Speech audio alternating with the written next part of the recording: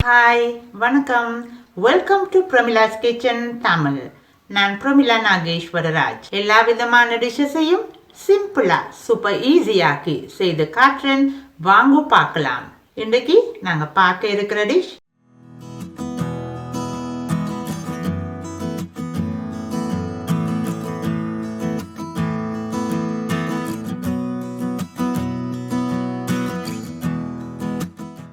இது ஒரு வித்தியாசமான சுவையான எள்ளு சட்னி.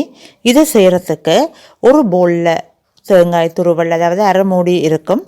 இதோட ஒரு 3 மேசக்கரண்டி கருத்த எள்ளு, அதோட இந்த சட்னிக்கு தேவையான உப்பு, அதோட 2 மேசக்கரண்டி மிளகு.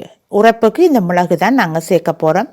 அதோட தாளித்து கொட்டுறதுக்கு கருவேப்பிலை, ஒரு காஞ்ச மிளகாய், ஒரு மேசக்கரண்டி உளுத்தம்பருப்பு, அரை தேக்கரண்டி கடுகு, அதோட பெருங்காயத்தூள் ஒரு சிட்டிகை, அதுக்கு தாளிக்கிறதுக்கு எண்ணெய், ஒரு கப் நிறைய நல்ல தயிர்.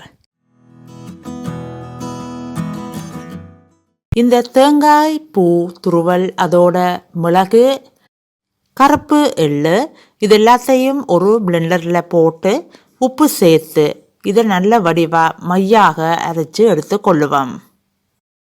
இப்போ இதை நல்லா அரைச்சி ஒரு பவுலுக்கு ட்ரான்ஸ்ஃபர் பண்ணிடுவோம்.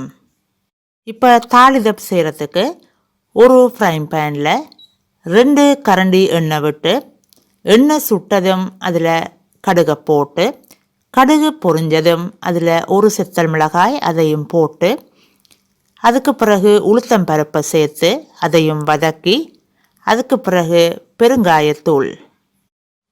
இப்போ ஒரு நல்ல வாசனையாக இது வதங்கி வரைக்க இந்த இடத்துல எங்களுக்கு கருவேப்பிலையை சேர்க்க வேண்டியது தான். கருக விடாமல் கருவேப்பிலையை டப்புண்டு அடுப்பை நிப்பாட்டிட்டு அந்த சூடாக தாளிதம் செய்த அந்த கலவையை அரைச்சி வச்சிருக்கிற இந்த விழுதுக்குள்ளே கொட்டி ஒரு புரட்டி விட்டுட்டு, இப்போ உப்பு சரியாக இருக்காண்டு பார்த்து கொண்டு, இதுக்கு தேவையான தயிர் நல்ல க்ரீமியாக அது வர வேணும்.